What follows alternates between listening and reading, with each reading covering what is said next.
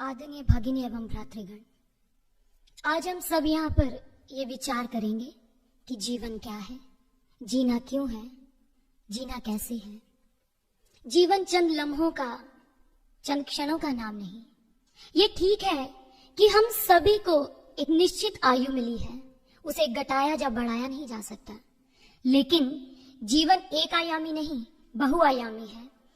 इसके प्रत्येक आयाम को हम परिष्कृत कर जीवन के सौंदर्य की अनुभूति कर सकते हैं। जीवन एक संगीत है। एक कुशल संगीतज्ञ ही इसके विभिन्न स्वरों में सामंजस्य बिठाकर इसमें मधुरता ला सकता है। जीवन एक सरिता भी है, एक नदी जो कि चट्टानों से, पर्वतों से बहती आ रही है, उपद्रव करती हुई और चट्टानों को तोड़ती हुई बहती जा रही है। परंतु जब ये सरिता मैदानी भाग में पहुंचती है तो शांत हो जाती है और अंत में ये अपने सागर लक्ष्य में समाहित हो जाती है। लेकिन कई बार इस नदी के, इस सरिता के किनारे कमजोर होने के कारण बाढ़ का खतरा भी बन जाता है, ये खतरा भी उत्पन्न हो जाता है। और ये सरिता जब सागर में मिल जाती है, उसमें समा जाती है, तो फिर इसके वाष्प बनते हैं। वाष्प के पश्चात वर्षा के रूप में ये पुनर्जन्म ग्रहण करती है। जीवन का यही क्रम है। और यदि हम जीवन के प्रत्येक आयाम को परिष्कृत करेंगे तो जीवन के सौंदर्य की अनुभूति के साथ साथ जीवन को सफल भी बना सकेंगे। परंतु इस जीवन के पीछे रहस्य क्या है, क्या भेद है? यदि हम इसको जान जाएं तो हमारा जीवन सफल बन सकता है। जो क्षण, जो घड़ियां आज हमारे पास बाकी रह चुकी हैं, शेष हैं, उनको हम बहुमूल्य बना सकते हैं, उनको उपयोगी बना सकते हैं। और जीवन का लक्ष्य क्या है? इस एक मानव को तन क्यों मिलता है? मानव को जीवन क्यों मिलता है? इसके पीछे क्या रहस्य है, क्या भेद है? आइए एक भजन के माध्यम से हम सभी श्रवण करते हैं। ये जो मिला है जीवन सुहाना, ये जो मिला है जीवन सुहाना, मकसद है प्रभु भक्ति को पाना, मकसद है प्रभु भक्ति को पाना, जिससे कि तेरा बंधन छूटे, जिससे कि तेरा बंधन छूटे, टूटे धम का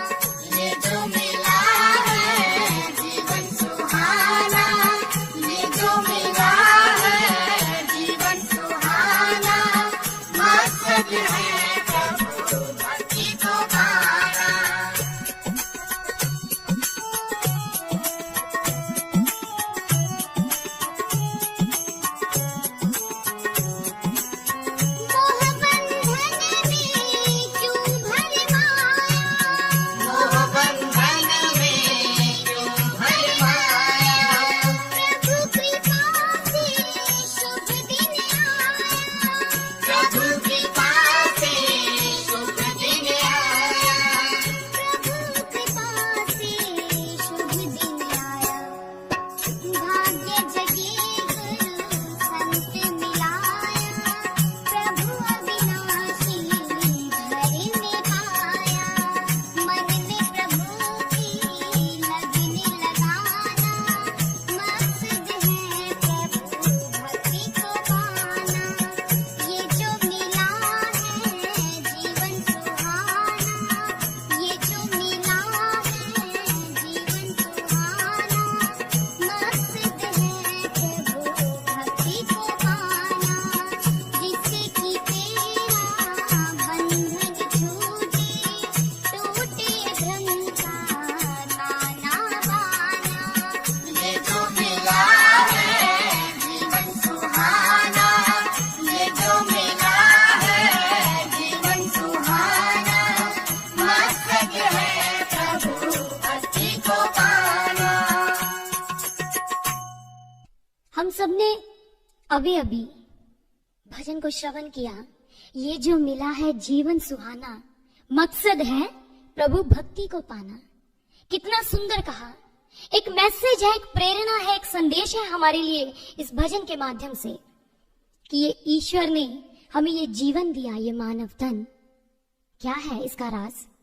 इसका भेद यही है, उस आत्मिक साक्षात्कार को ग्रहण करना, उसको प्राप्त करना। और जीवन का जो लक्ष्य है वो है ईश्वर की भक्ति को पाना। जीवन का मकसद यही है, उस परमात्मा का दीदार। और हम देखें कि जिस व्यक्ति के जीवन में भक्ति नहीं, उस आत्मा का साक्षात्कार नहीं, ईश्वर का दीदार नहीं, ईश्वर की भक्ति के बिना जीवन क्या है? जीवन ऐसा है जैसे एक वृक्ष जड़ से अलग हो गया हो, और फिर आप सभी अनुमान लगा सकते हो, ये अंदाजा लगा सकते हो कि वो जड़ से जो वृक्ष रहित हो चुका है, भूमि से अलग हो चुका है, उस वृक्ष के पत्ते मुरझा जाएंगे, उसका जो अस्तित्व है वो समाप्त हो जाएगा। ठीक इसी प्रकार से आज का इंसान अजनबी की भांति है, उसे नहीं पता मैंने कहाँ जाना है। ईश्वर की भक्ति के बिना एक मानव का जीवन भी उस वृक्ष की भांति है जिसकी जड़ परमात्मा रूपी भूमि से, परमात्मा रूपी जमीन से अलग हो चुकी है। और संत महापुरुष आते हैं अपने समाधि के सुख को त्याग कर इस धरा पर एक मानव को जनाने के लिए कि तेरा लक्ष्य क्या है? तेरा लक्ष्य उस परमात्मा को प्राप्त करना है। और इसी के बारे में हमारे संत कहते हैं, जन्म मरण दो में नाही, जन पर पुकारी आई, जी दान दे भक्ति लाइन हर्ष्यु लाइन मिलाए।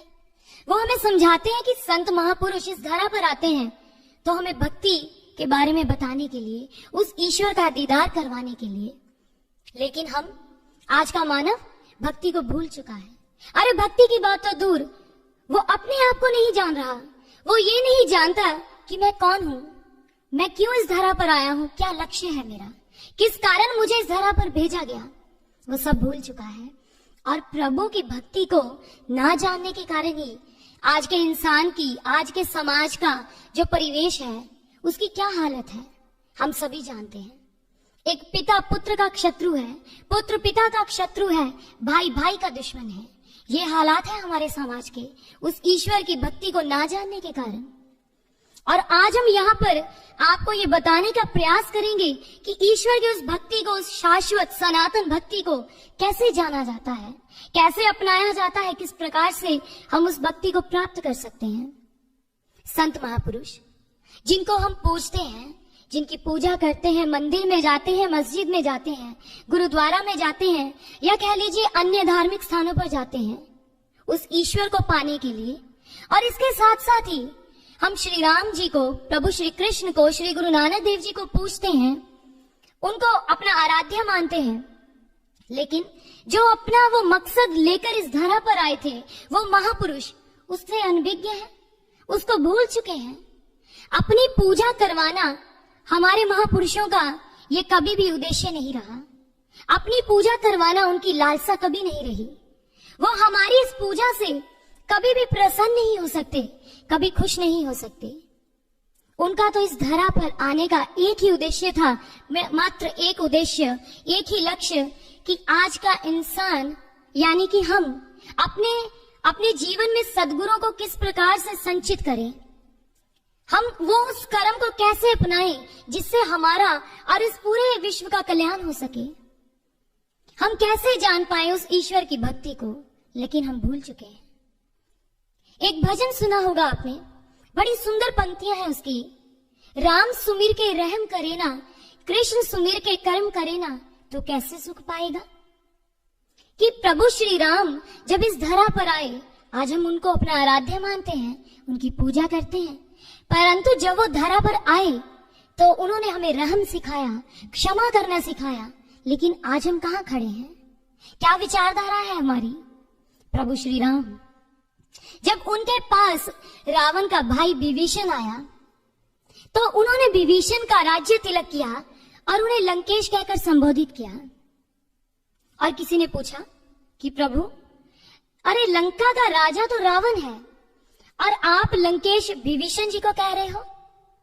चलो प्रभु, मान भी लिया कि आपने इनका राज्य तिलक कर दिया, इनको लंका का राज्य दे दिया, लेकिन यदि रावण आपकी शरण में आ गया, वो आपकी शरणागत हो गया, तो फिर आप उसे कौन सा राज्य दोगे। तो प्रभु श्री राम कहने लगे, यदि वो मेरी शरणागत हो गया तो उसे मैं क्षमा कर दूंगा और उसे मैं अयोध्या का राज्य दे दूंगा। ये है क्षमा की भावना, ये है रहम। परंतु हमारे जीवन में आज ऐसा कुछ भी नहीं। हम प्रभु श्री राम को पूछते हैं, लेकिन क्षमा की भावना तो हमारे मन में कभी आई नहीं। प्रभु श्री कृष्ण के जीवन को ले लीजिए। प्रभु श्री कृष्ण जिनके जीवन से पल पल निष्कामता झलकती है। प्रभु श्री कृष्ण जब वो मथुरा गए, कंस का वध किया, तो अब मथुरा का राज्य भगवान श्री कृष्ण को मिलना चाहिए था, लेकिन उन्होंने अपने स्थान पर उस राज्य को कंस के पिता उग्रसेन को दे दिया। यह है निष्कामता। परंतु हम आज श्री कृष्ण के जो भक्त हैं, जो उनको पूछते हैं, उनको आराध्य मानते हैं, उनको अपना इष्ट स्वीकृत करते हैं, हमारी भक्ति स्वार्थ से परिपूर्ण है। हमारा जो कर्म है उसमें स्वार्थ है, निष्कामता तो है ही नहीं हमारे जीवन में। हमारे संत, हमारे महापुरुष, हमारे अवतार जो मकसद लेकर, जो लक्ष्य लेकर आए थे, उसे तो हम भूल चुके हैं। जब हम उस परम सत्ता को जानेंगे, ईश्वर की भक्ति को अपनाएंगे, अपने जीवन में आत्मिक साक्षात्कार करेंगे, तब हमारे मन में स्वतः ही ये क्षमा, रहम, ये स्वतः ही भावनाएं आ जाएंगी। हम अपने पराये का भेदभाव भूल जाएंगे। हम ये भूल जाएंगे ये मेरा अपना है, ये पराया है। सभी को समभाव की दृष्टि से देखेंगे, यही समझेंगे कि ये सभी मेरे बहन भाई हैं, मेरे अपने हैं, मेरे प्रभु की संतान हैं। परंतु कब? जब उस ईश्वर को जानेंगे, उस परम सत्ता को जानेंगे, तब। राजा जड़ भरत हुए, जो कि ब्रह्म ज्ञानी थे। उनके 9 पुत्र थे। अब राजा जड़ भरत की यही समस्या कि मेरे 9 पुत्रों में से कोई भी इतना योग्य नहीं कि जिसे मैं राज्य गद्दी दे दूं। अब कौन होगा जो मेरे राज का उत्तराधिकारी बनेगा? यही समस्या को लेकर वो अपने गुरु के पास पहुंचे। समस्या का समाधान पाना चाहा तो गुरु ने कहा कि हे राजा भरत, तुमने अनेकों राज्यों को जीता है, कहीं अपने मन से मत हार जाना। जाओ, घर जाओ और साधना करो, और तुम्हारे भीतर से जो आवाज आए उसे स्वीकृत कर लेना, उसे मान लेना। राजा जड़ भरत घर पहुंचे, साधना की, और कुछ दिनों के पश्चात राज्य दरबार में आए। और दरबार में आकर अपने 9 पुत्रों की बजाय उन्होंने अपने राज्य का जो मंत्री था उसके पुत्र को गद्दी प्रदान की, सिंहासन दिया। ऐसा कब हो पाया? जब राजा जड़ भरत उस ज्ञान को जानते थे, उस तत्व ज्ञान को, उस ईश्वरीय तत्व को जानते थे, इसलिए ये हो पाया। उन्होंने अपने पुत्रों की बजाय अपने मंत्री के पुत्र को गद्दी दी, क्योंकि वो उस ईश्वर की भक्ति से जुड़ चुके थे, उसे जानते थे। और इसीलिए हमारे संत कहते हैं, every king should be a spiritualist, if not every spiritualist should be a king. वो हमें समझाते हैं कि प्रत्येक राजा को आत्मज्ञानी होना चाहिए, यदि नहीं तो प्रत्येक आत्मज्ञानी को राजा बना देना चाहिए। और ऐसा जैसा कि राजा जड़ भरत जी के जीवन में हुआ, मंत्री के पुत्र को पद पर आरूढ़ कर दिया, हमारे जीवन में भी ऐसा हो सकता है। हमारे जीवन में भी वो अपने पराये का भेदभाव समाप्त हो सकता है, लेकिन कब? जब हम ईश्वर की भक्ति को अपनाएंगे। अपने जीवन के जो घड़ियां बची हैं उनका यदि हम सदुपयोग करें तो अपने जीवन को लाभान्वित कर सकते हैं, सफल बना सकते हैं उस ईश्वर की भक्ति को जानने के पश्चात। उस ईश्वर की भक्ति को जानने के पश्चात ही हमारे भीतर जो अपने पराये का भेद है वो समाप्त हो सकता है, जैसे राजा जड़भरत जी का हुआ। लेकिन अब प्रश्न है कि हम उस परम सत्ता को कैसे जानें? जब जब एक भक्त, एक जीवात्मा ईश्वर की, उस परमात्मा की खोज में निकलता है तो उसे मार्ग में भगवान नहीं मिलता, उसे परमात्मा नहीं मिलता, उसे एक गुरु मिलता है, एक संत मिलता है। जब आपके जीवन में भी एक संत का पदार्पण हो जाए, संत का, एक गुरु का आगमन हो जाए, तो समझ लीजिएगा कि उस परमात्मा के घर में आपकी अर्जी को मंजूरी मिल गई है। और जो संत है, जो गुरु है, वो क्या करता है? वो मार्ग दिखाता है जो परमात्मा के घर की ओर जाता है। इसलिए गुरबाणी में आता है, नानक बिन सतगुरु भेटे सब जग अंध है, अंधे कर्म कमाए। वो हमें समझाते हैं, हमारे संत महापुरुष, कि जब तक आपके जीवन में एक गुरु नहीं, एक संत का आगमन नहीं, एक संत का पदार्पण नहीं हुआ, तो फिर आपका जीवन में जो भी कर्म है, जो करोगे आप, वो अंधों की भांति होंगे। जैसे हम एक उदाहरण लेते हैं, हमारे साइंटिस्ट, हमारे वैज्ञानिकों ने एटम की खोज की। एटम, उन्होंने ये खोज की अच्छाई के लिए। वो चाहते थे कि इससे प्रोडक्शन बढ़ेगी, जो बीमारियां हैं, जो महामारी है, वो समाप्त हो जाएगी, इससे खाद्य उत्पादन में वृद्धि होगी। और परंतु जब उस एटम से एटम बॉम्ब बनाया गया, और हम सभी जानते हैं उस एटम बॉम्ब को जापान के 2 शहरों हिरोशिमा और नागासाकी पर गिराया गया, तो फिर क्या हुआ? रिजल्ट हम सबके सामने है, परिणाम हम सभी जानते हैं। उस एटम बॉम्ब की जो रेडियो एक्टिविटीज थी, जो तरंगे थी, जब वो जल पर पड़ी और मछलियां उस रेडियो एक्टिविटी से प्रभावित हुई, और मछलियों का जिन लोगों ने सेवन किया, उन लोगों को कई तरह की बीमारियां लग गई, रोग से ग्रसित हो गए, अपाहिज हो गए कई लोग। इतना ही नहीं, जब उस एटम बॉम्ब की रेडियो एक्टिविटीज घास पर पड़ी और जो शाकाहारी जीव जंतु हैं, जो पशु हैं, उन्होंने घास का सेवन किया और उनसे जो दुग्ध मिलता है, जिन लोगों ने उस दुग्ध को प्राप्त किया, उसका सेवन किया, उन लोगों को भी भयंकर रोग लग गए। करना चाहते थे अच्छा, लेकिन हो गया बुरा। ये वही बात है हमारे संतों ने जो कहा कि नानक बिन सदगुरु भेटे सब जग अंध है, अंधे कर्म कमाए। और आज हमारे समाज की हालत ऐसी ही है। ये बहुत पुरानी बात नहीं कि एटम बम गिरा दिए गए तो ये महामारी लग गई, ये भयंकर रोगों से लोग ग्रसित हो गए। ये तब की बात नहीं, आज भी ऐसा हो रहा है। और एक भक्त, एक जीवात्मा की क्या पुकार है उस ईश्वर के आगे, वो क्या चाहता है, आइए एक भजन के माध्यम से श्रवण करते हैं।